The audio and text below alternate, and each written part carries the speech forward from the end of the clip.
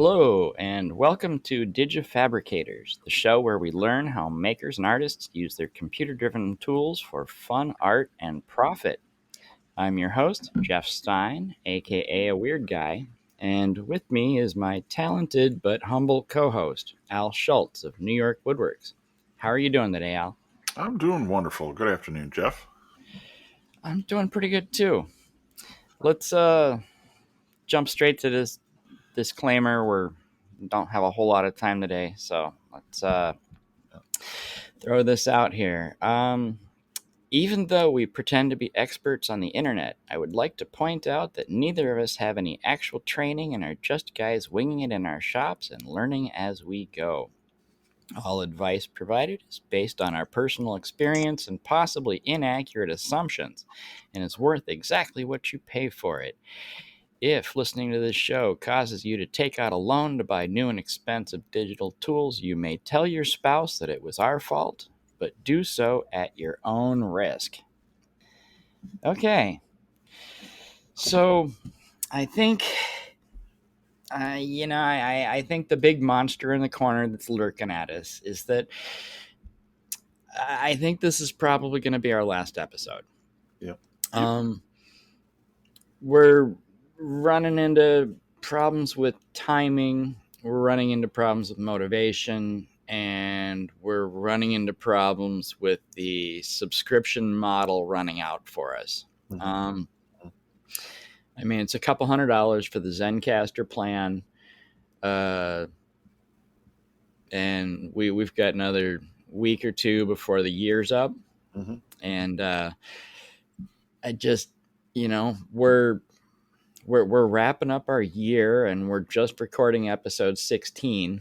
Mhm. And so we've clearly missed the mark of bi-weekly by a large margin.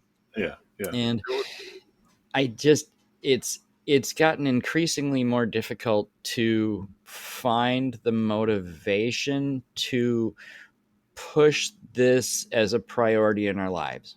Yeah.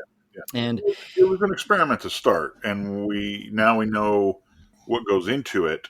So if we decide to come back to it, we have a better understanding of yeah, the dedication you have to put into it. And for those of you thinking about podcasting, it's a great and fun thing, but it is way more than you think it's going to be. I mean, that's been my experience. It's a lot. yeah, It's I mean, I don't know about a number, but I would say what you're hearing is 15-20% of the effort and the time invested. And I'm not even editing. You know, right.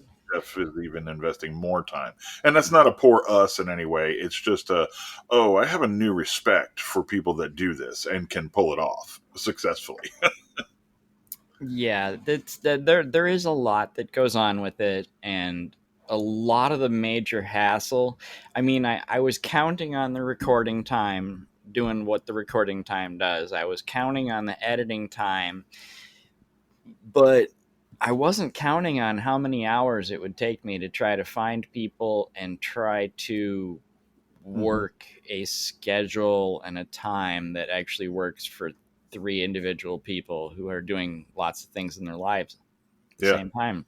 yeah, That yeah. was I thought I would just reach out and ask a bunch of people if they want to do the podcast, and you expect it a certain percentage of yeses to come back, and then once you've got some yeses, you just go all sit down and you record the damned thing. But Mm. Not so damned if much. it just doesn't seem to work out that easily for me. I don't know. It was just a It's like I challenge. said, it's a new respect for, I mean, I haven't been a guest on many podcasts, but now I'm like, oh wow, they were really. It wasn't just me showing up. There's a Right. lot of other stuff going on. To your point, the amount of time that you basically have to have conversations with people before you have a conversation with the people. Right.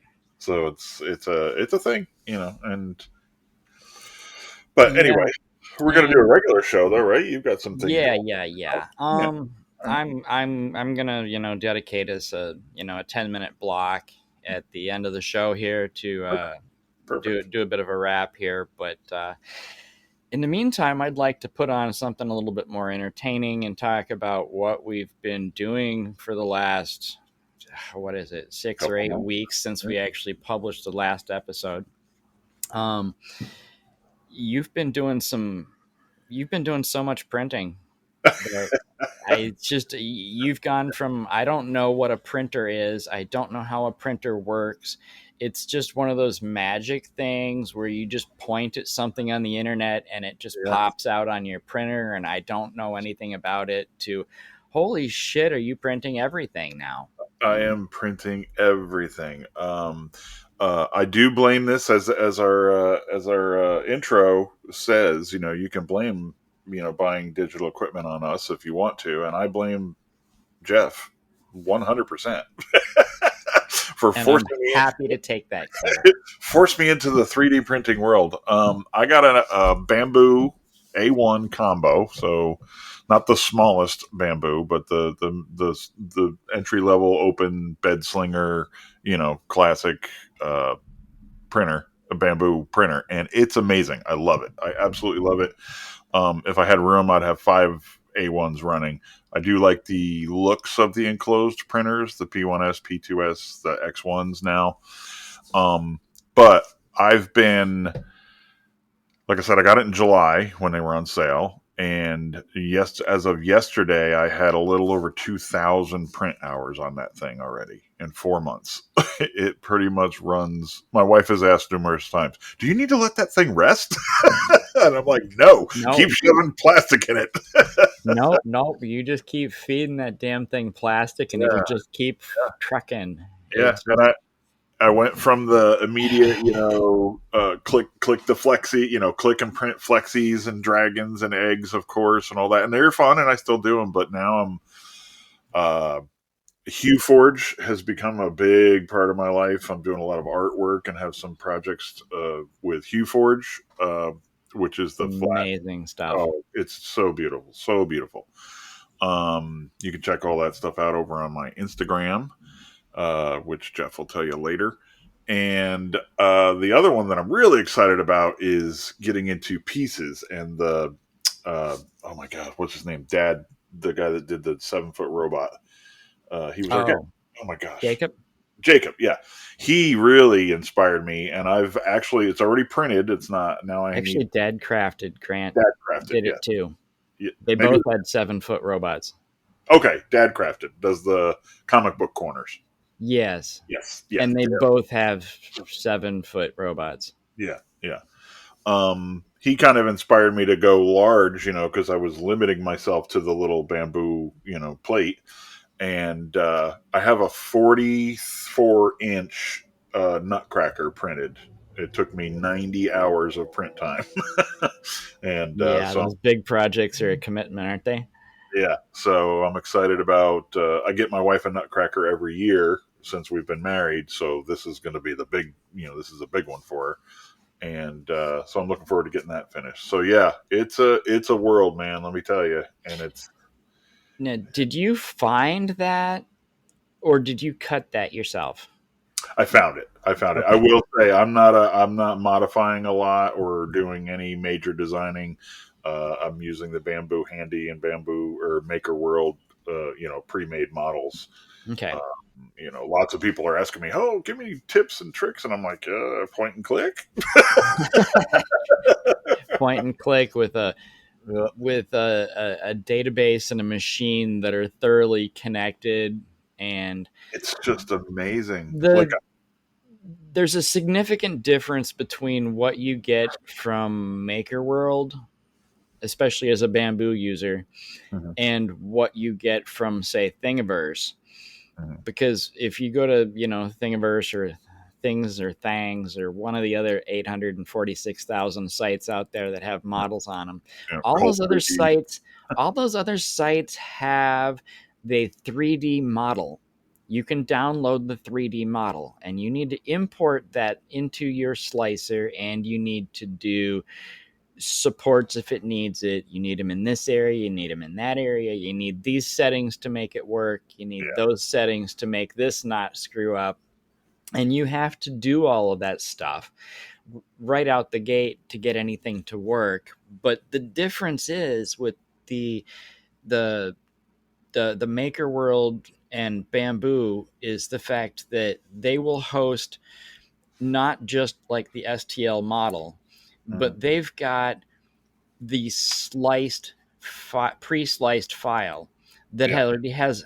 So the person who makes the model puts it into the slicer, adds the supports where it needs it, changes the settings to tweak it to make this model print properly Mhm. on a bamboo printer, and then you basically save the project with the slicer and you're sharing the project file pre-sliced, not the Yeah.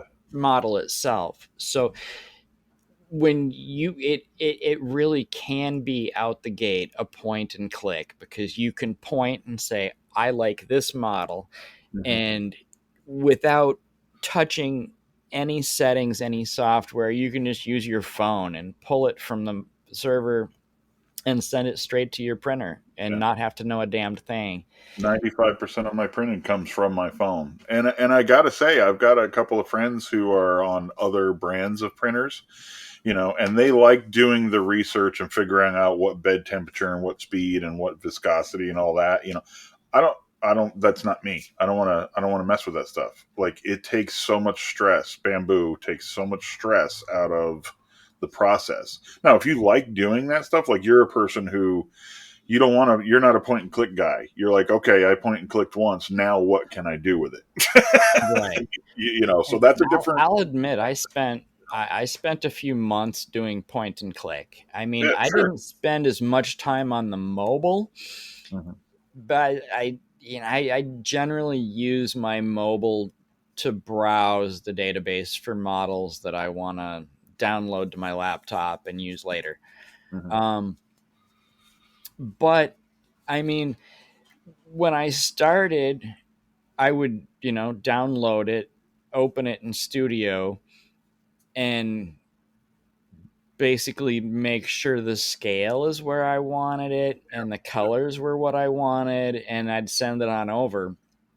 And then the more time I've spent printing, and I think I'm well over 5,000, maybe 5,500 plus or minus some hours on this machine in the last year. But the longer I go, the more I don't just leave all the settings that the creator put in there. Yeah. I look at this and I go, oh, I don't need to adjust these things because my printer works fine without all that crap. I mean, there's a lot of models that'll have like custom speeds where Yeah. they'll say, oh, yeah, I think you should run this a little extra slow, or this can go a little faster. And a lot of I mean, my printer works on its defaults so damned well Same. that I'll go, I'll open a project in Studio and I'll like, oh, I don't need to adjust this shit, and I'll just hit the clear button on all of those settings back to defaults because I know it's going to work fine for me on defaults. Yeah. And then it's gotten to the point where, when they've got it in this ecosystem where you download the stuff, you print the stuff, and then they try to recommend you go back and rate their print profile. I've gotten to the point where I don't really feel comfortable rating the print profile because I almost never print it with the settings that they gave me. Mm. I've got to the point where I'll go in and go, nope, I want to switch this on and I want to turn these things off that you thought was a good idea. And I now it's to the point where the people that uploaded this may not know what they're doing, and I might think I know better than them, and I'll start flipping the switches before I ever print it. Hmm. So it's like I don't know that I can rate the print profile because I didn't use it. Yeah. you know Without writing a paragraph, and who's got time for that? Right, exactly. It's like, yeah, well, the print profile was good, but I changed all these settings that I didn't think were appropriate. And it's like, well, am I patting Mhm. you on the back or shitting on you for using settings I didn't like? I just don't rate things as much anymore. But So let me ask you a question, printing wise, not even getting into quality and all that. And again, we use the same brand of printers. Yours is a the Ferrari version, mine is the Pinto version. But when what do you think in an honest? I know you like to tweak things and touch things, but in an honest, what is a normal or expected failure rate? Because I get a lot of, again, I have a friend who's trying to make like an old Ender, Ender 2 that he bought at a yard sale for $10, and he's just like just figuring it out. And he's like, man, I'm failing like 8 out of 10 prints. And I'm like, well, number one, it's the printer. That printer is Right. technologically a paperweight. But what do That's there's a lot of bed leveling and manual tweaking to get right, those things to work right. right. And I mean, I've known lots of people that owned a lot of those printers, and once you get them leveled and locked in and set up, you have a failure rate that drops right through the floor up to bamboo quality. Hmm. Hmm. But you have to know how to do all the leveling, and you have to get it all perfect for that to happen. Yeah, yeah, That's I, why I like having the LiDAR and the auto leveling yeah. set. Now I don't have lidar in mine, and that my model does have the auto leveling. But I would say, other than dirty plates, I'm less than 1% failure rates, unless it's just a Yeah, bad model. I've had a couple of models that it's like I just tried to print one the other day. It was a really small piece, and it just would not. Nothing I changed would. It was just a bad model, And I'm not shitting on anybody's design. I didn't design it, but it was like finally after 4, 5 times, I was like, okay, this obviously isn't going to work, and I just threw the other half of it away, and that's just not something just I'm going to print. scrapped it and moved on. Yeah, I've scrapped a couple projects that just Yeah, didn't seem to want to go. But yeah, um, yeah, my failure rate is much more centered around the part falling off the plate operator because error. Yeah, dirty yeah, plate. operator error, the part fell off the plate. that's Yeah, that's a wild massive wild share of it, 90-95%. mm-hmm. My failures are operator error and part fell off the bed. Yeah. um it wasn't There. clean, I didn't use enough glue, whatever. So in 3D printing, it's just like the And rest of the there's digital there's world. always the filament roll got fucking tangled or Yeah, some shit. You run into something like that every once in a while, yeah. or hardware glitch somewhere along the line fills up 5 or 10% of the errors. But for the most part, yeah, I don't have problems like 80% failure I know.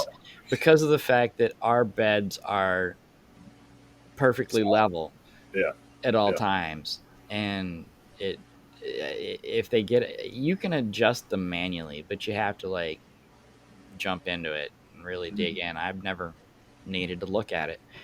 Yeah, I've never even changed the temperature on a bed or a hot end, or I've never changed the parameter at all. I'm printing out of the box, 2,000 hours. Yeah, most of my temperatures are normal.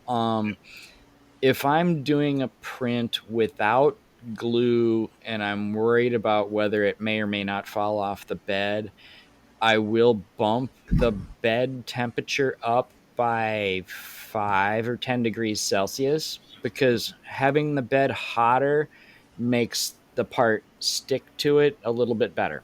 Mm, Um, so every once in a while, that's a tweak that see does as the more you go, the more things you learn that normally you just download something and you hit print, but when it doesn't work, then you start thinking about what why? things I can tweak that would make it work better. Yeah. And one of those tweaks is that you can bump up the bed temperature. And the other one that was a huge win for me, it's not going to be relevant to you at all, but having the enclosed chamber, it generally doesn't have as big of a problem with, say, corner warping. Hmm. Where if you've got a big wide part, the corners tend to peel up as they cool off it'll shrink on the top level and it'll pull the corner off the bed, Yep. and then you're driving the nozzle through the part when it comes back around. I had a big problem with that, with especially Hue Forge pictures for the Mm-hmm. longest time. And I at some point did some research. I figured out that the X1 has got a fan on the side, and it's got a little air scoop that sucks the air from the bottom up and then blows it out at the height. It's just like right at nozzle height. So it's helping cool off the part as soon as it comes off the nozzle, Mm-hmm. which is really awesome if you're doing things that involve bridging, where you're running a string across and there's nothing underneath it. You just, it's just an unsuspended string that goes across. That's really good because I mean you want that to cool off before it starts to sag. Right. Right. But if you've got a big wide part like a Hue Forge and you've got a fan blowing on the side of it, that side's gonna fucking curl, and it's Mm-hmm. gonna do it consistently. And it's going to piss you off until you realize that if you go into when you're in studio and you've got the filaments set over on the left side, and you get the filaments set to be, generic PLA or bamboo PLA or whatever, if you edit that print, the filament profile, you can go over to the cooling and scroll all the way down to the bottom, and there's a spot for auxiliary fan, which for PLA defaults to like 70%, I think. Mm-hmm. I just turn that fucker to 0 and hit close, and then it runs my entire print without using that fan that blows on the side of the Mm-hmm. print bed. Now, does that default back when on the next print? Yeah, yeah. Okay. Okay. So Well, I it's mean, there's you can save that as a preset. mm-hmm. So instead of choosing from the drop down, you can say, well, that's bamboo PLA or that's generic PLA. You can go on the same drop down menu. There's a line that says custom, and you can click on the setting that says PLA no fan Mm-hmm. that I've set, because Mm-hmm. you can just edit one, and then you can, up at the top I think there's a save button, and you can save that as a custom filament profile. Nice. So I've Nice. got a custom profile that says PLA no fan. Mm-hmm. So I can just hit brand custom PLA no fan, and it's the generic PLA profile with the auxiliary fan turned off. Nice. And now the back left corner of my parts don't fucking curl up all the time. Yeah. Yeah. And I'll be damned if I mean, if I've got like a tall chunky part, it's not a problem and I don't worry about it. The problem is when you've got a bunch of thin layers that cover a large portion of the plate, Mm-hmm. that makes the plate staying level with the fan for a long time. Mm-hmm. Because I mean, if you've got a tall narrow part, by the time the fan has started to cool things off, the fan is pointing at a half inch up the plate or an inch up the plate, Mm-hmm. versus a Hue Forge kind of thing is a wide thin piece, and it still takes 3 to 6 hours to print one of these things, and the entire 6 hours, it's the Cooling off plate is there. all the way at the top because you only put 3 millimeters on the plate, and the Right. fan's blowing in the same spot, and it's cooled off the part, and it curls up, and so I mean, the longer you print, the more you realize which settings you can change to avoid the problems that the defaults is giving you. Mm-hmm. Mm-hmm. So that's you're just about the point. I mean, because I think I changed very little in the first 3 or 4 months. I mean, Yeah. I ran mostly defaults, and then it's just you start to hit the point where this model's not working. What Mm-hmm. can I go in, and which check boxes are going to make this fucking thing actually come out in one piece the way I want it? Yeah. And the more you run into those problems, the more check boxes you actually start to understand what the hell they do and how they work and when you want to go ahead. And I mean, sometimes you'll download a model and you'll look at it and you're going to go, okay, I've seen a part like this where these particular features are gonna give me a problem, and I'm Mhm. gonna go ahead and tweak those settings now. Yeah. It's like Or you, anytime I print something flat, I know I want to back turn left off that corner. fucking fan, Yeah. Yeah. The back or left it's corner. gonna fuck with me. I mean, it's just one of those. It's a wide, thin part. I want to put the fan off. Um, so you're gonna paint your Nutcracker by hand, right? Yeah. I'm actually getting an airbrush. Oh, there you go.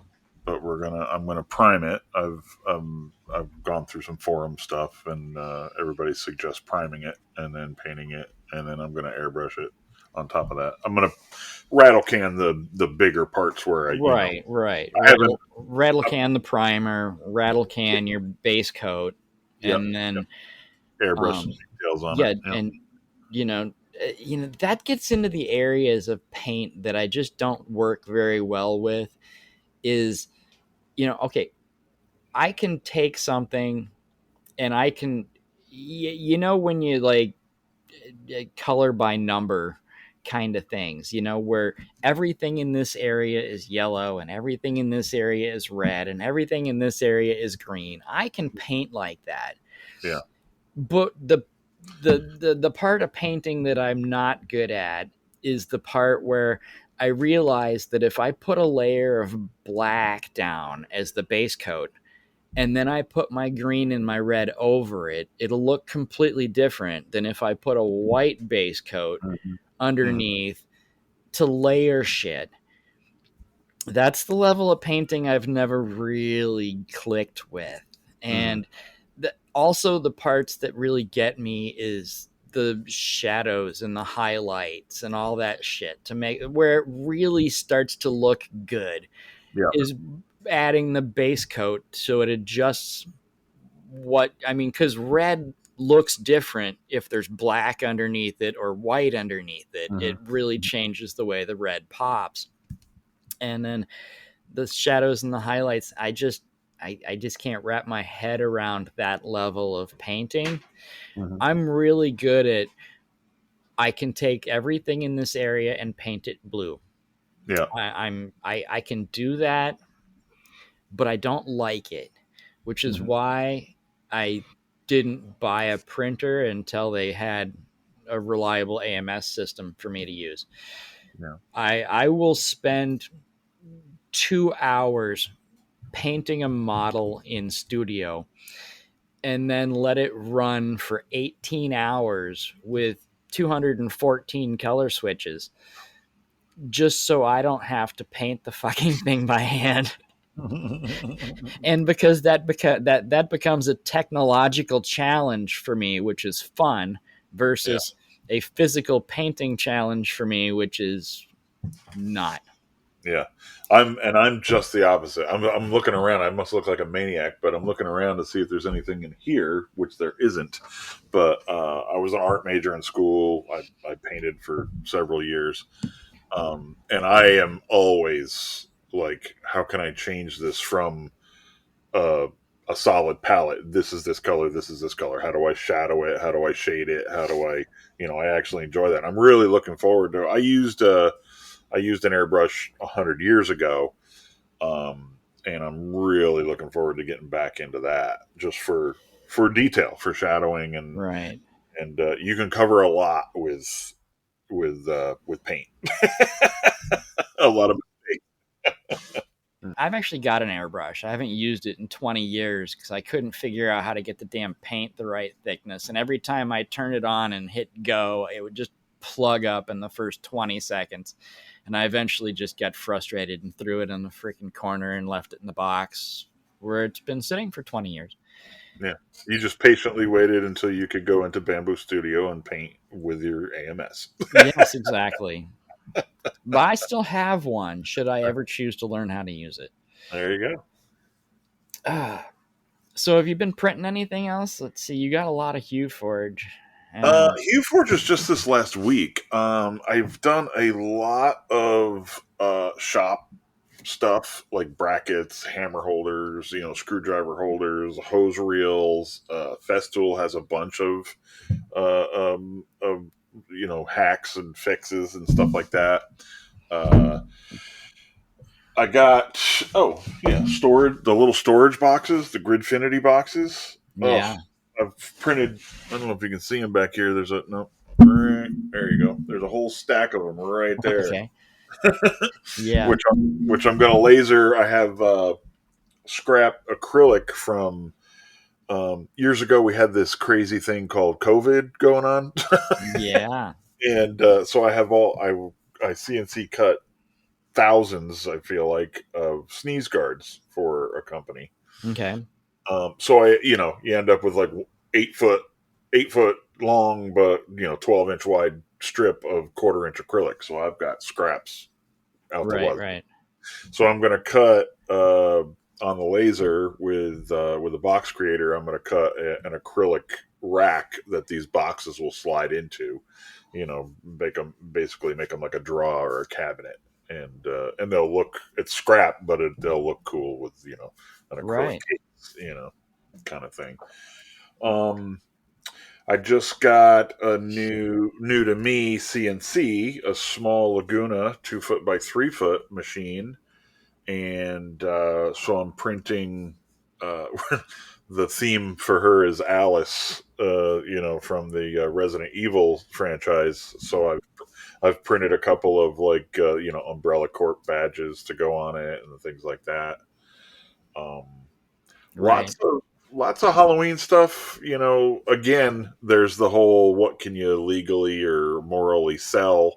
So I don't really advertise a lot. I kind of look at it as, yeah, I can't sell you this model, but if you want to pay me for the material to print it, I'm happy to do that for you. Right.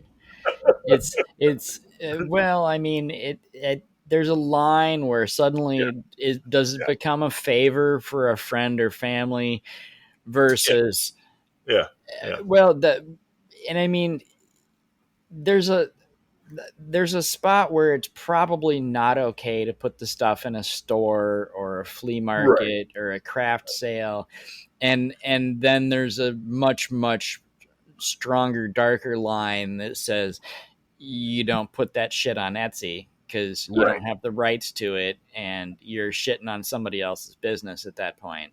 right, right. Um, whereas, I mean, if I mean, it's a little bit of more of a gray zone if you're hitting a flea market or a local store where a Hmm. couple of local people are going to see it and they never would have ever found this shit on the internet where nobody else has got it for sale even, maybe. Yeah, um yeah. Like but we're I mean, gonna, you put it on Etsy, you're definitely into the black side of yeah, there's a yeah, harder yeah. line there. And I'm not looking to do that. We're gonna my cousin. This is not a time stamp thing, but my back has been messed up for like the last 3 almost 4 weeks now, and my cousin comes down and helps me like move some stuff around 1 or 2 days a week, sometime for an hour here, hour there, whatever.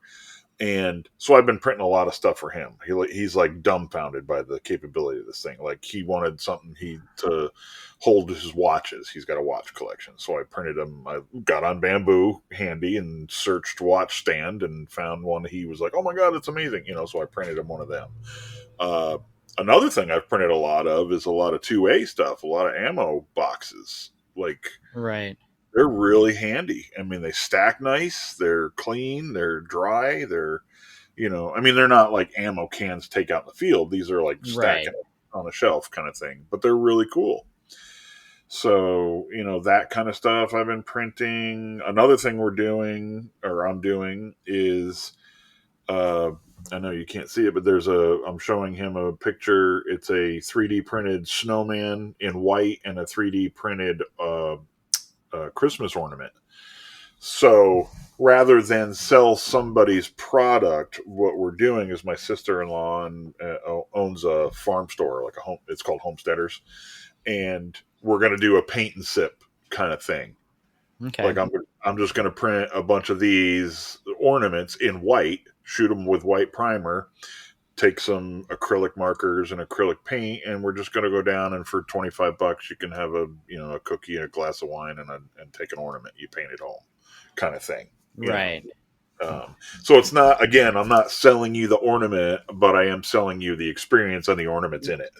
Right. Yeah, well, see that's on the lighter side of the gray Yeah, zone. yeah, yeah. Where you're not really quite selling them this as a product. That's Right, part of an right. experience that Yeah, comes free with the paint and the yeah, wine. yeah. Again, back to it's a what do you call that?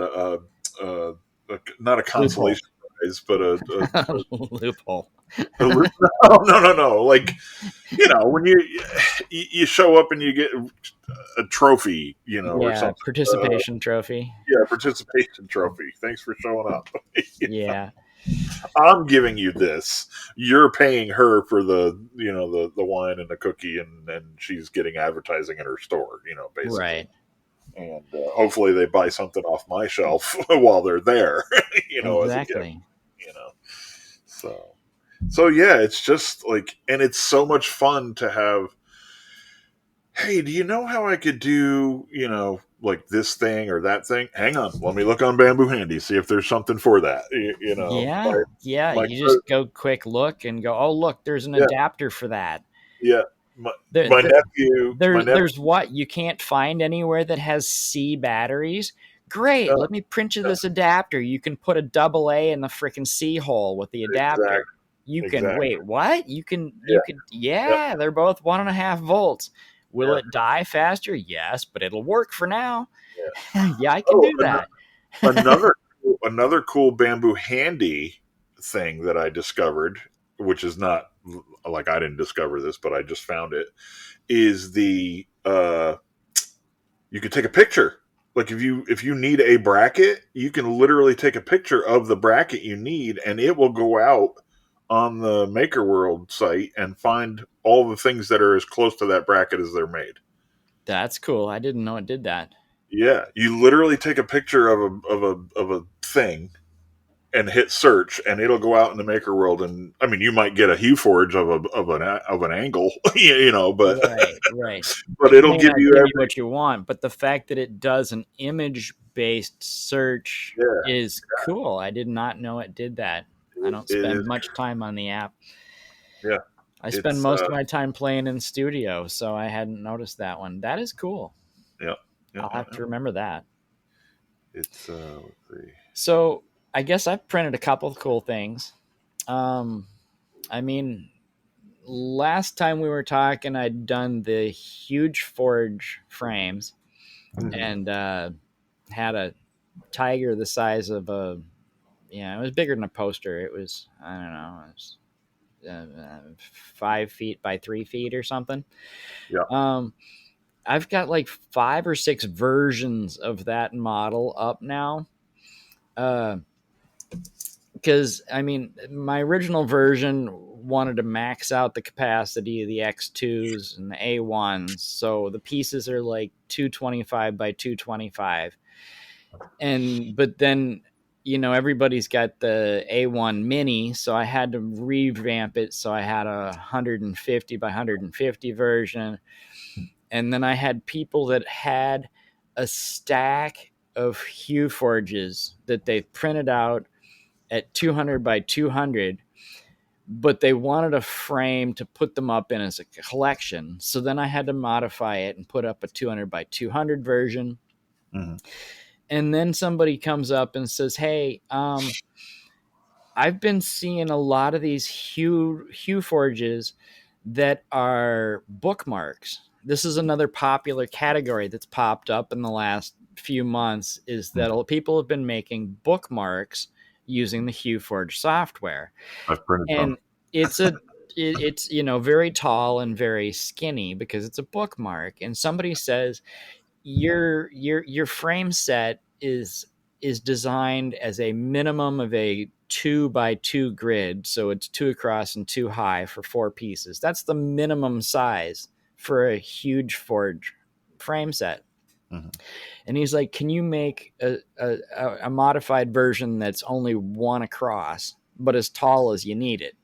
So I said, okay, yeah, we can do that. And I redid a piece that was the end piece has three outer edges and one connector side. And you Hmm. can print two of those and make a piece that's one across and two tall. And then there's a centerpiece that has two outer edges and two connectors. So you can put that in between two ends, and then you can add as many as you want. So now this frame set can be one across and six tall if that's what you think you need. And then I had to make a 150 version of that. So I think I'm done with five sets of those damned things. Um, then I found something cool. I found a brand that makes some really weird ass filament, and I just I have to question whether any of it's very practical. But the brand is called Time Plast, and they Hmm. make the weirdest filament. They've got a filament that is called fire, and it's meant to be burned. You're supposed to light it on fire, and it doesn't burn very well in thick pieces. But as long as you've got a really thin piece and light it from the bottom, it seems to burn okay. Um, Like to print a fire starter? well, yeah. Well, I mean, apparently you can burn PLA, but it kind of more melts and It's gets nasty. I've black tried it. and Yeah. sooty. But this it burns fairly clean and smoke free. But I don't know that there's really a practical purpose to it. But for my sake, I do artistic things with my digital fabrication tools Hmm. because I think it's fun and for content. And for content, if you print something and then light it on fire, that It's has potential for content. yeah. Um, I saw your dumpster fire yeah, post. I mean the first thing I did was just a test. I printed a part to see if I could get it to actually work and print and how it came out and how it burned, and I learned some things from that. And then I went with my first actual, content art project, which was a dumpster fire. And I actually found a model for a dumpster fire where Hmm. it came with a dumpster and it had a section that you're supposed to print in, bright red or orange or yellow or whatever. That's actually the fire. And I took that part and I modified it and I printed that part out in the fire filament because I had to try that. And I'm not going to say it worked really well. This stuff's a little finicky to print with, and it's definitely a little finicky to get it to burn right. You definitely have to have thin areas with lots of oxygen room around it to work properly. Once it does light itself on, it goes pretty good. But getting it going can be a challenge, especially if you don't have it thin enough to really Hmm. want to catch. Hmm. Um, but that was really cool. That was sort of fun. I also have a roll I bought, and it's fish food, which, Like edible? yeah, yeah, Yeah. you print things and put them in the tank, and the fish will eat them. I have not got a anything printed out of that yet. Hmm. We just got done setting up a 55-gallon fresh water in our basement, and we've just got a couple little tiny starter fish in it to get the bacteria going, and we just haven't had time to get down into town and buy some actual real fish to put in there. So I haven't bothered printing anything for that yet. But I'm gonna print like anything that I think will be funny to watch fish eating. Hmm. Like I'm gonna print like a little scuba diver and Yeah. then Yeah. film the fish eating the little scuba diver, You or could, you just could reenact Jaws. or well, no, I'm gonna go with a reversal on that one. I'm gonna print a shark, and all the little harmless fish are going to be eating the shark as Yeah. payback. Yeah, like a is a med. reversal on what normally happens in the wild. So I mean, I'm short on having a lot of really really good ideas, but I How? mean, I thought What's it the would be fun to experiment with these things. So I ordered a couple rolls, and they're like 300 grams, so it's like a third of a roll, and it's not any cheaper than normal rolls. so So $20 for a third of a roll, roughly? yeah, and I don't remember which one of them was like $20 for a third of a roll, and the other one was like $40 for a third of a roll. So they're not cheap, Yeah, and they're probably not something that a print farm would buy in bulk. Um, right, right. they do have soap filament, and I was going to say I've apparently seen that. That's like $75 for a it's 1,000 gram roll, and expensive. I don't know if I want to run that through my printer. Well, there's I don't know that the A1 comes with the hardened steel nozzle and the hardened steel Yeah, extruder gears, because this has got extra crap in it. Anytime you run extra crap in your yeah. filament, it Hmm. does extra wear and tear on your machine. There's so much I can do with just PLA and PETG that I don't need to worry Yeah. about all this hybrid stuff yet. Well, I just thought it'd be fun to Oh yeah, try. sounds very interesting. The dumpster worked pretty well, and I mean, it didn't light great, and it didn't. And I did print the rest of the dumpster out of normal PLA. Hmm. So I did put some little pieces of thin sheet metal on the inside of it to protect a couple of the areas, so it didn't melt the front Yeah, before the fire really got going. But I will say the dumpster did not really survive the attempt very well. right. But I did get the 10 or 20 seconds of fun footage of the dumpster fire burning Hmm. Hmm. before it all went to hell. So, I mean, I got the 15 seconds of content that I did this entire project to acquire. You know, Yeah, that I that's all I like that you're. wanted. Yeah, yeah, and I like using it's. I like it that you're using a different material, but you're incorporating it in. I guess it's a natural progression that how do I want to say this? Like the printer is no longer just the printer. You're using a different you're using a different kind of filament and you're incorporating it into something that will eventually become content, something else. You know what I mean? You're Right. using the printer to get somewhere instead of using the printer as the printer.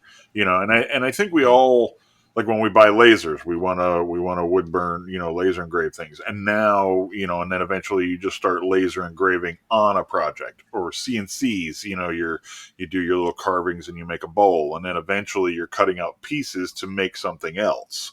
Um, Right. Like I'm kind CNC of carving a mold that you want to pour cement right, into, for right. Like example, or something to like your that. yeah, to your point, we started talking earlier in the show about me getting into the Hue Forge. I'm actually printing. I picked one thing. I'm a Volkswagen junkie, so I picked a Volkswagen. It's the front of a Volkswagen van, like a '60s era van, Right. Had and one. it's a really cool. Yeah, me too. It's a really I was cool. 4, 5, but yeah. Yeah, yeah, yeah. It's a really cool like distressed looking Hue Forge, and the original is just black and white and brown. So I changed the colors up and I printed a blue one, blue shades of Right. blue, and then I was like, oh, this would look really cool in all shades of red. And now I've got one printing right now that's all shades of green, and the fourth one is going to be all shades of brown. So I'll have brown, green, red, and blue, all the same picture, Right.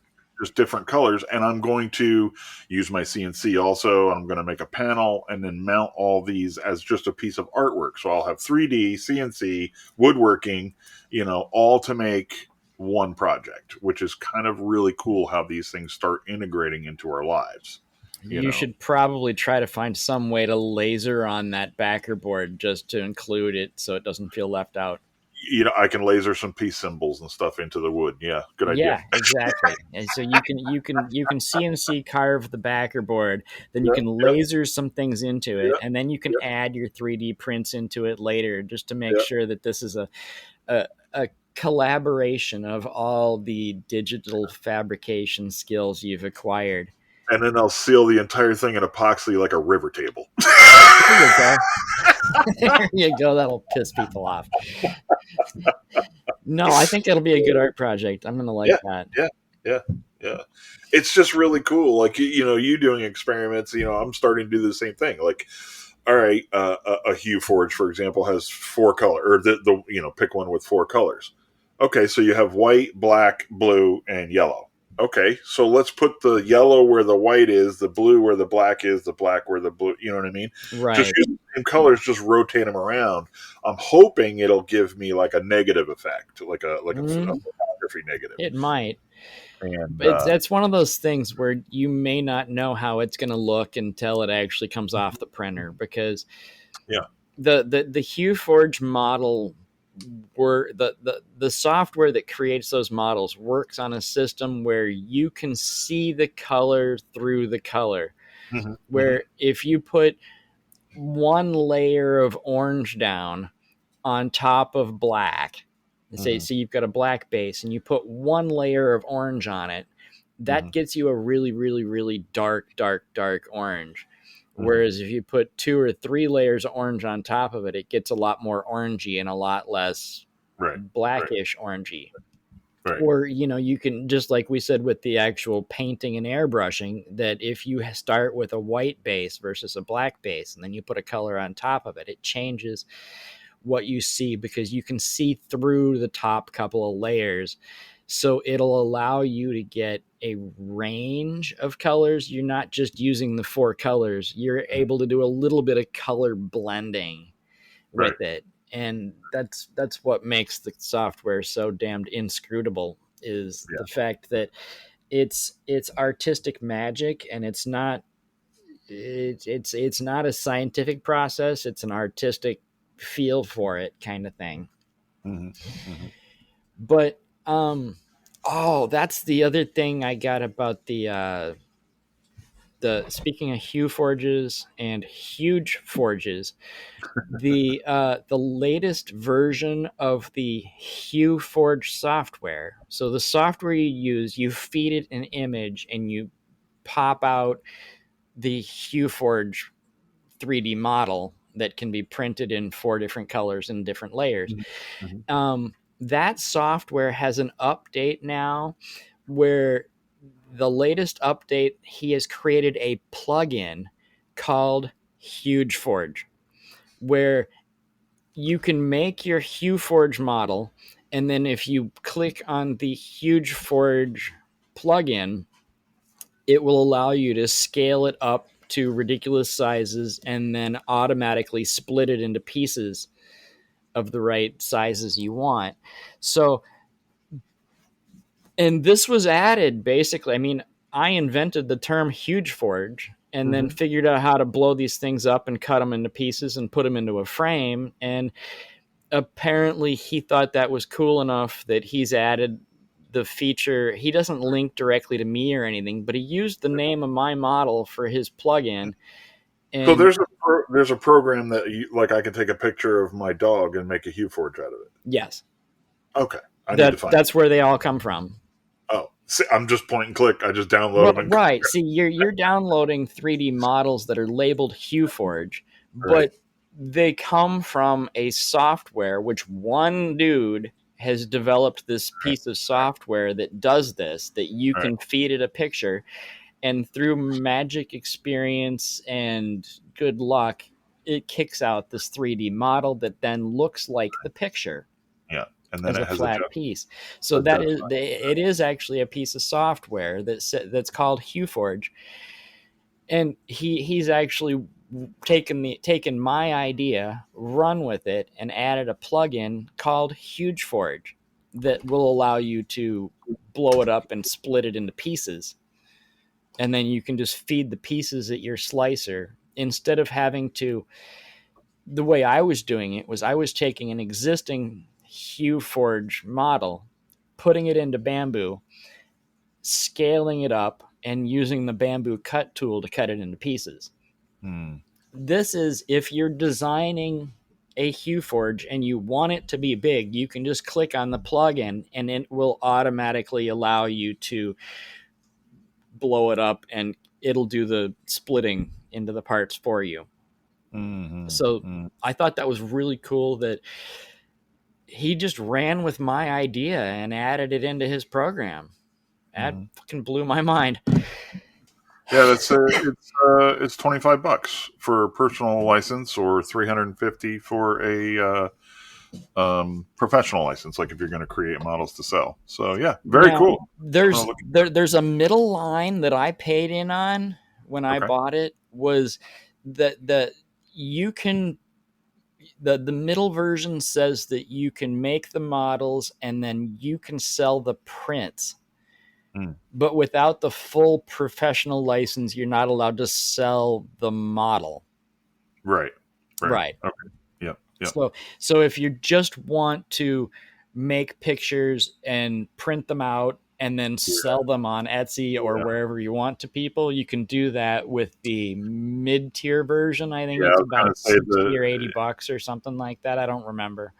okay. Yeah, because it specifies on the personal side no beta access, no selling prints or models, no selling digital files. Right. That's just to make them for yourself and share them Yep. for free.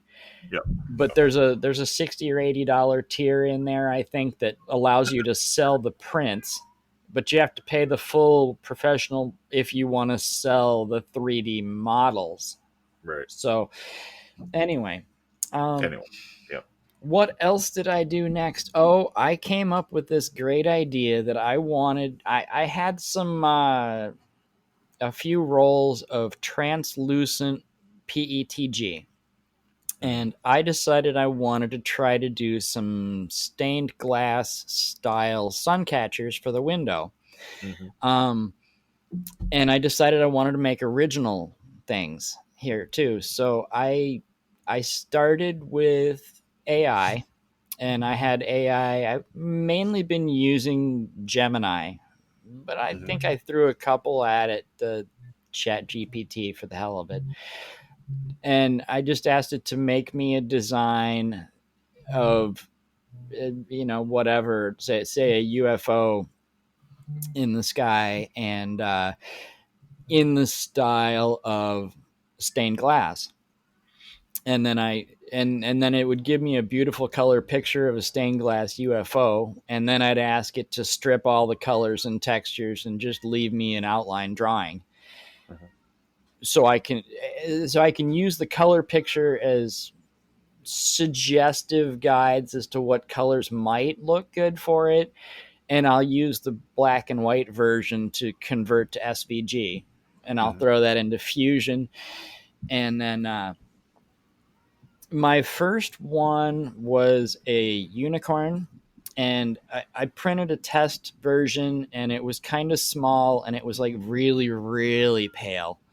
The colors were really pale, so I went back and I scaled it up so it was a little bit bigger, and then I doubled the thickness so that the panels weren't 1 millimeter, they were 2 millimeters. And then you get a lot more color because you're blocking a lot more light. So Mm-hmm. you get to see a lot more color. So that turned out really good. So I liked the unicorn, and it was just a couple colors and it looked great. But in the process of doing that, I'd learned my lesson that you get different colors out of the same spool depending on how thick the area is, Mm-hmm. because it's translucent, and the thicker the piece, the more light it blocks, the more color it shows, Mm-hmm. the darker the color is. So if you take a blue translucent PETG and you print a piece that's 1 millimeter thick, you get a very pale light version of the blue. And then if you print 2 millimeter thick, it's a darker version of blue, and you print 3 millimeters thick, and it's an even darker version. And I realized, hey, you know what? I could get some variation in color, and I could print some areas light blue and some areas dark blue. Mm-hmm.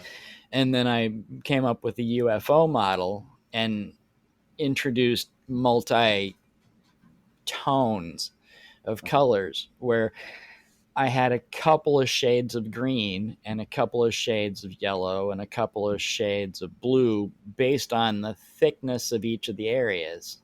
And that worked really well and that looked really cool. Yeah, And they then look for really. my version 3, I decided that I wanted to try, because the light has to pass through all the layers. What you see on the front is the light that comes through, based on what parts of the spectrum have got blocked on the way through.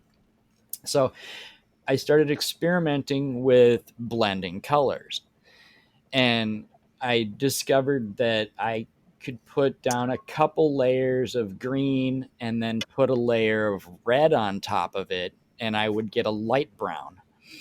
Or if I could put like 5 layers of green and like 2 layers of red, I would get a really dark brown.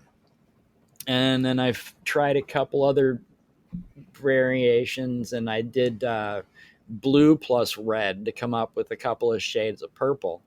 Mhm. And having that, and I just printed like, I don't know, it's like 25 millimeter squares, and I started printing a bunch of different little test pieces with different colors and different variations. And I came up with, you hold it up to the light and you get different colors through it. You know, you can, so I can throw green and red in, and I can print areas that when the sun passes through it, they appear to be brown in Mhm. different shades. And I thought that was cool. So my third piece, I did a Bigfoot, and there's 2 shades of brown in there, and I do not own brown translucent filament. Yeah, So yeah.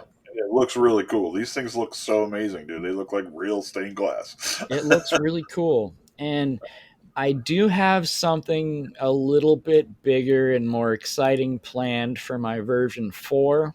I'm kind of struggling with it based on the fact that I've got 5 base colors in this picture, and I've only got 4 spools, and I'm trying to fight about, maybe I can. And this is going to be kind of along the lines of the huge forge, where I scale something up and print a bunch of pieces of it and then assemble it later. Right. Um, Much like a huge forge wall picture. Um, I've come up with an idea on how I can split this into plate-sized pieces, and I'm going to come up with, a window-sized stained glass window. I mean, it's going to be, you know, 2.5 by 3 feet, something like that. Hmm. 4 feet, I don't remember.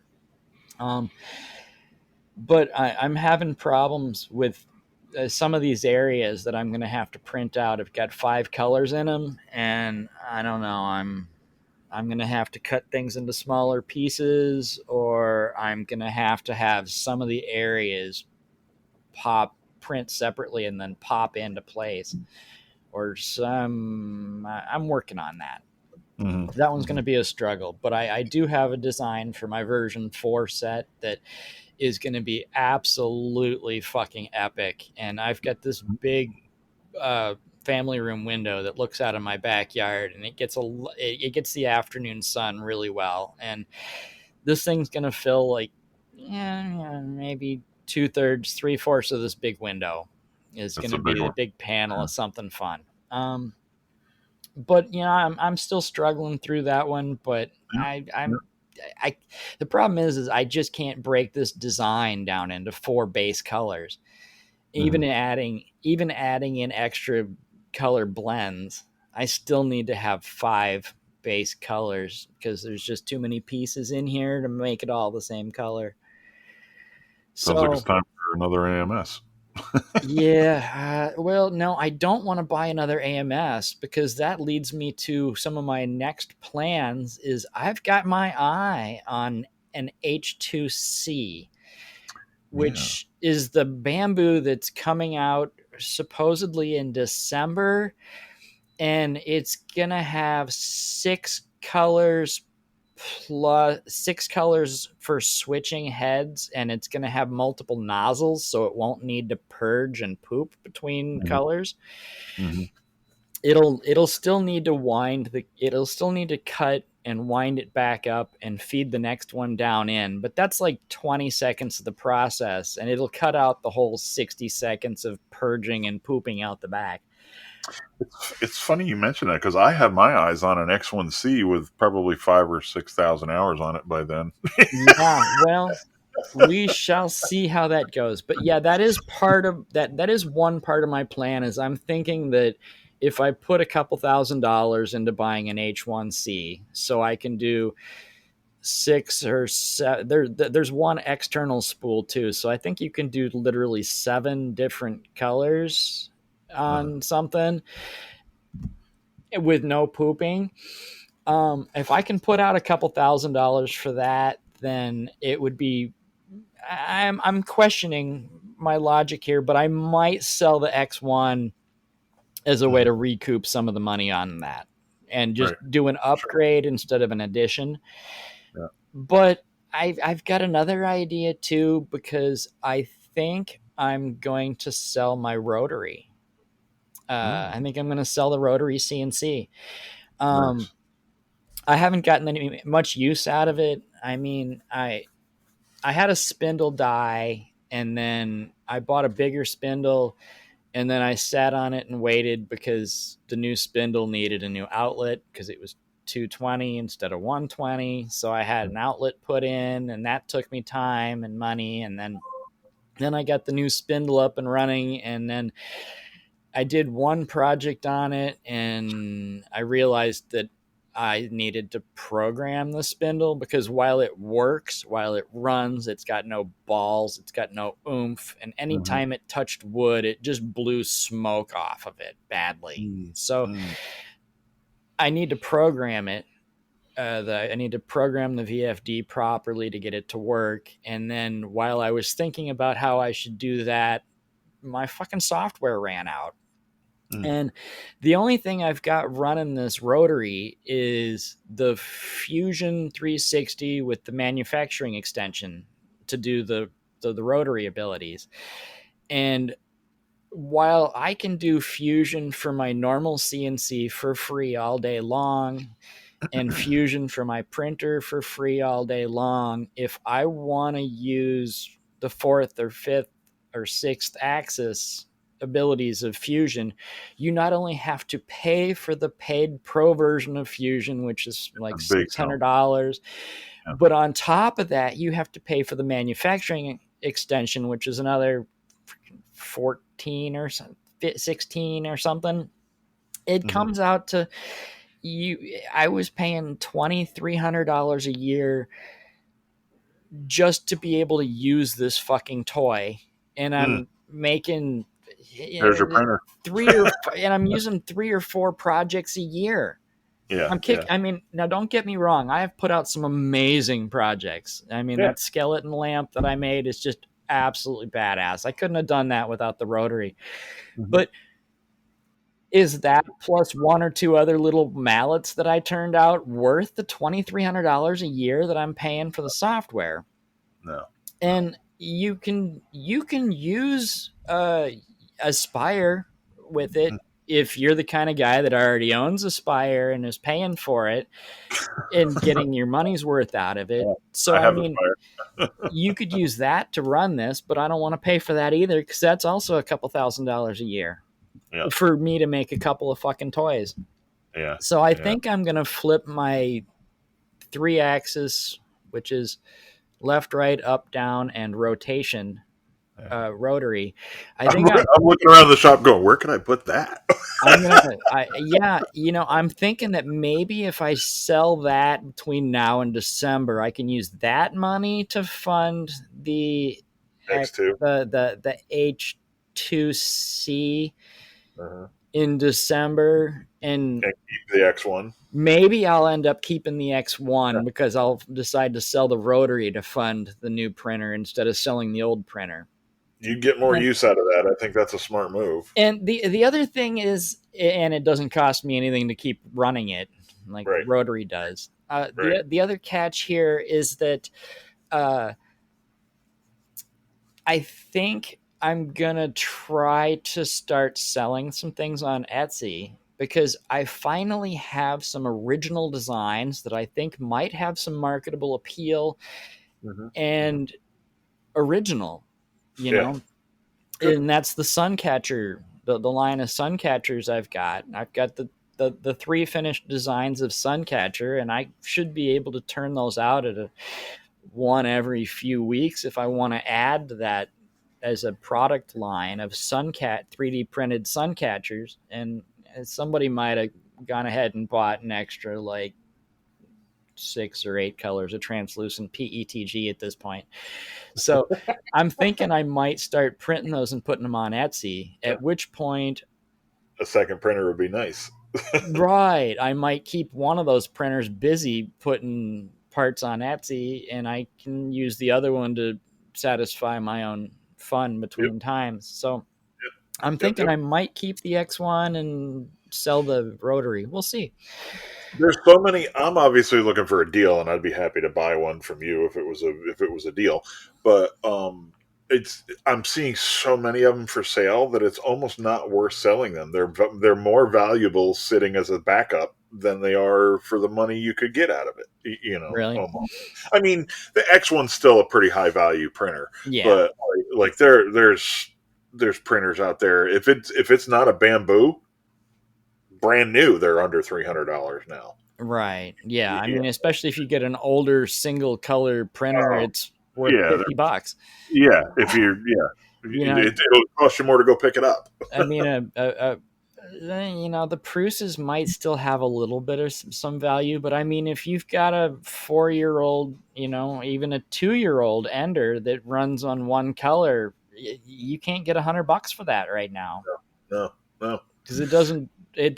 auto level, it doesn't multicolor, it doesn't do any of the things the new ones do. I mean, it might be sufficient for somebody's workhorse if Yeah. you want to turn out standard single color parts that you've got a need for, Yeah. then go I for it. would buy But an A1 in single color, but I wouldn't give more than $75, $100 for it.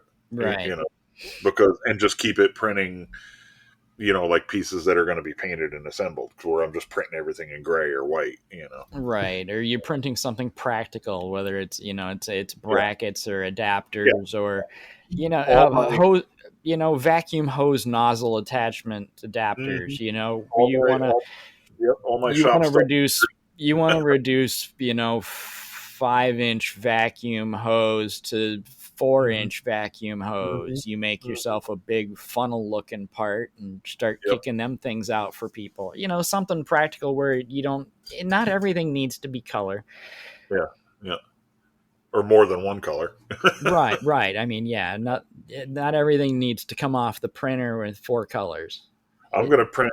I'm gonna try to print a dust boot for the little CNC okay. and see if I can come up with a. I've seen several designs, but I need to modify them a little bit to make them work for my what I want. But yeah, so that'll be fun. What else we got here? We're getting kind of in. I don't know. Yeah, we're kind of running low on time. Let's. I do want to give a last chance at a thing of the week here. Do you have anything, or should I just throw a couple things at the wall? Well, I know. No, I know you said you had one or two. I don't have a specific thing of the week, but if this is, well, not if this is, since this is kind of our last show and everything, my thing of the week is the maker community. Like there really isn't anything you can't find on the maker world. Um, so just explore it. Explore it on Instagram, on Facebook, on your local maker sites, on your neighbor who has a wood shop. That's all part of the maker world. Go find these people and put your hands on something and make it and take it home. So that's my thing of the week. I like it. What do you got? Well, I got I got a couple things I can throw out. I got a couple products I've seen in the last month or two that I thought might be worth suggesting to people. The first one is a CNC accessory. It's called Airweight. Mm. It is a small panel that does vacuum. It's like, well, I mean, Al's got a vacuum for the whole freaking CNC for his big one. Hmm. But say, for example, if you've got a small CNC or a desktop CNC or something that's not made to run vacuum on it, My small one. you can get like a 12-inch by 12-inch vacuum panel that you Hmm. can bolt down to your spoil board and then plug into a vacuum line.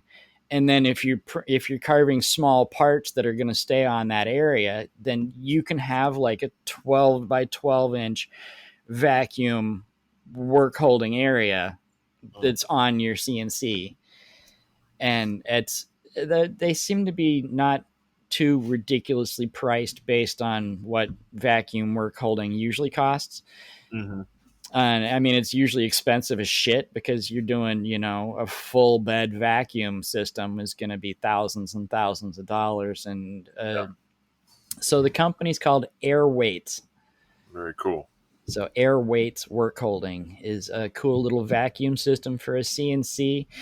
And Hmm. the other thing that I've seen that I thought was really cool is a 3D printer that seems to print in clay. Huh. So it takes a specific fine, Cool. I mean, Yeah. it's obviously not a rough clay. It's a fine clay that Yeah. it seems to do everything it needs to do the extrusion and the squirting out of clay as 3D prints. And the product, I'm not sure I can pronounce it. Eazio. It's Eazao. And it prints pottery. That's cool. It's like the miniature version of the concrete house printers. So yeah, it can print pottery clay and porcelain clay. I assume Oh, you still have to fire fire. it, Oh, I'm sure. I'm sure. but Very cool but the though. fact that you can print pottery Hmm. is just kind of badass. Yeah. Um, Leaves me with a regret. I wish I was trying to see if I could get a. I wanted to talk to somebody as a guest on here. There's a chocolate 3D printing system where you can print in chocolate. Okay, that might be worth keeping the show going. Yeah. Well, I mean, there was Mm. a girl or lady that started this thing, and she was really cool. But it seems to have steamrolled into a giant, large corporation where it's like, well, do I try to reach out and talk to what's essentially now the president of a small corporation running a Yeah. big company that's making Yeah. chocolate printers? Gets to be a little bit more complicated than some DIY backyard person to Sure. talk to. Sure. I felt a Sure. little intimidated by that. I'm like, maybe I'll come back to her, and then I just never got to it. Yeah. But That's a very cool concept, though. yeah, Like, the fact that anytime you can print with things that aren't normal filament, it's cool. If you can yeah. print in chocolate and have it come out, or if you can print in clay or some other kind of medium, that makes things so much more fun Yeah. and Yeah. interesting, at least. Yeah. And I love the knit figurines, that you can print that look like they've been knitted, and Right. chocolate and things like that would work perfect in that case. Clay, even, you could really you know, get some pretty cool detail. Okay. Well, I think we need to get things Yeah. wrapped up. You're Yeah. pretty much out of time. I do want to, throw out a couple of final thoughts here for our outro. It is what it is, but there's there's money involved, and there's time involved, and there's priorities involved, and they don't all seem to be lining up in our favor. Hmm. Where the time and the priorities haven't been The time has been short. The priority has not been at the top of the pile, unfortunately. Yeah. And therefore, our frequency has been nowhere close to the every other week that I hoped to do. And with 16 episodes a year, I mean, I just don't know that paying a couple $100 subscription fee to keep that going Hmm. is, Hmm. That's fair. yeah, Yeah. I don't know that it's worth the trouble. I mean, although I will say, we did have some good patrons that did support a couple dollars Amazing. towards us. Yeah. Although that comes nowhere near to paying for another year Yeah. by a long shot. We're nowhere near a fourth of what it would cost another year in our Patreon fund. Yeah. So I mean, I guess I can offset what I paid for last year's with that, but I mean that's about as far as Of it's going course. to go.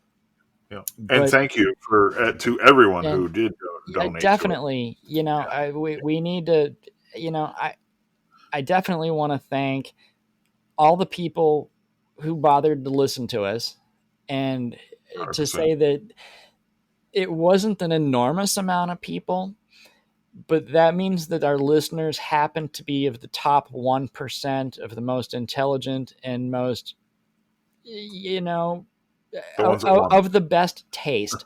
You have it. the Yeah. best taste in things because you found our niche to your satisfaction. Yeah. Yeah. So, you know, I'd like to pat all the listeners on the back for making it through this and actually finding some value in what we're doing here. Hmm. I need to make a point of thanking all of the guests that we've had. Um, Every one of them amazing. every one of them was amazing. And yeah, I was thinking about this last night, and I'm vaguely curious about how many of the guests we had have been on podcasts before versus how many have never been on a podcast before. Mm. Now, I know we're probably about half and half on that one. I know half the people have been on podcasts before. I know that, let's see, Jacob Other Dog has been on podcasts. Clearly, Jimmy's been on podcasts. Uh, 500. Mary Lou's had tons, yeah, exactly, of his own, plus 500 of everybody else's because he says yes to anybody that wants to have him on a Yeah. podcast.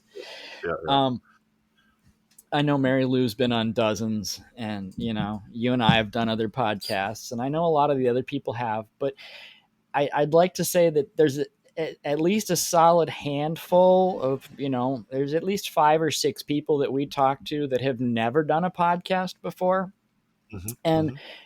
I'm very thankful that we had the opportunity to do that for them and Hmm. to give them the experience of being a guest on a podcast and having a chance to talk about what they do and how they do it and what they're doing. And I think that's a really fun and it's an exhilarating experience to be Yeah. invited on as a guest and to be able to talk about your stuff.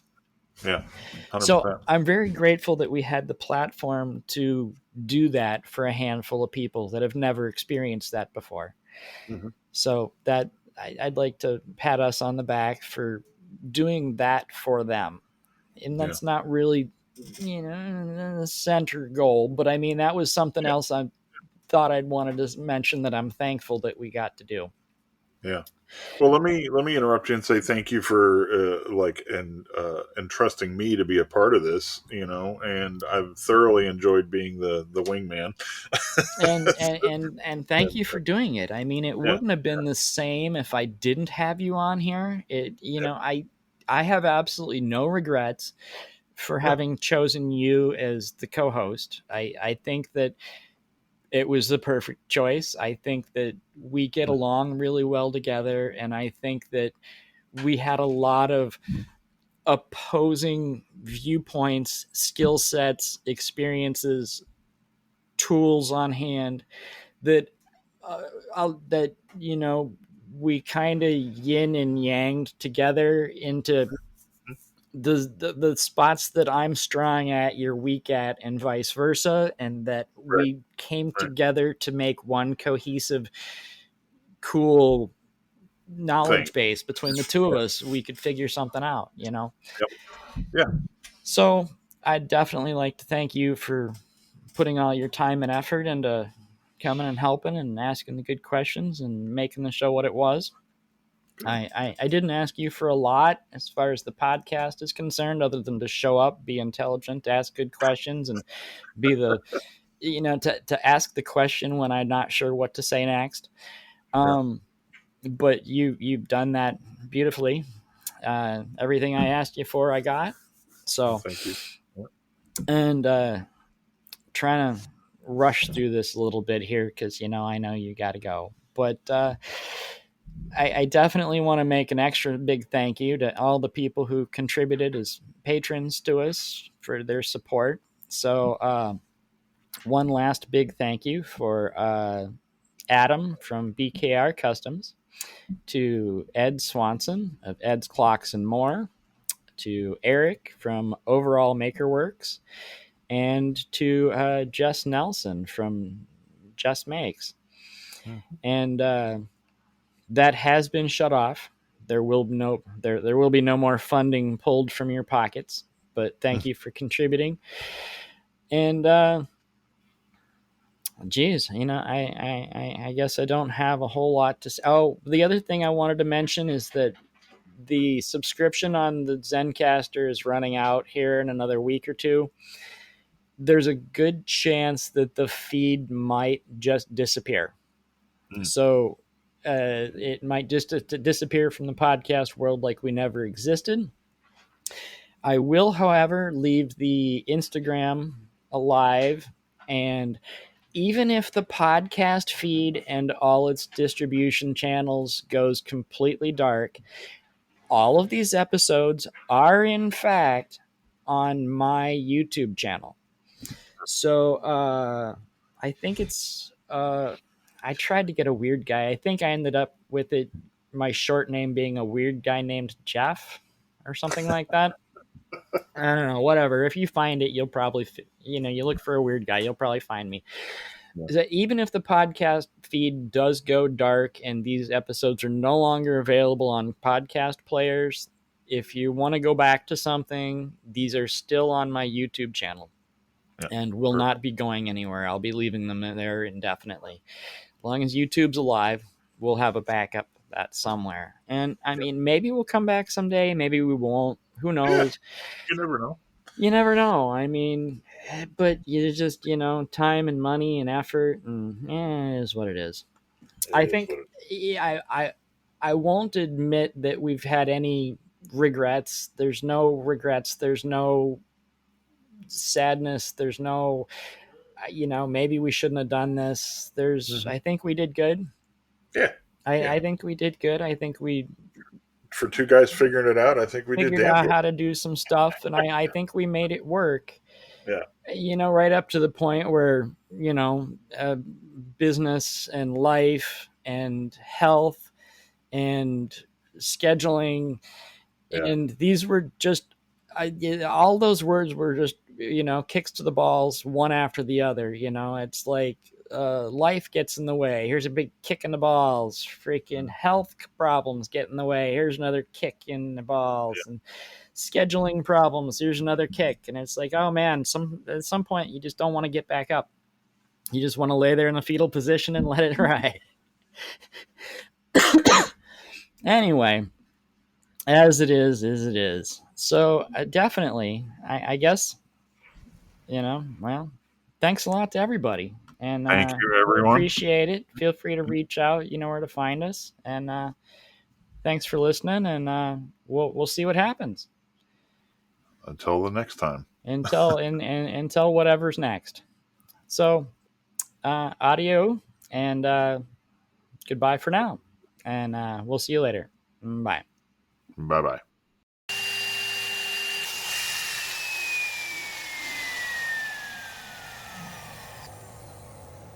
Sweet. Nailed it.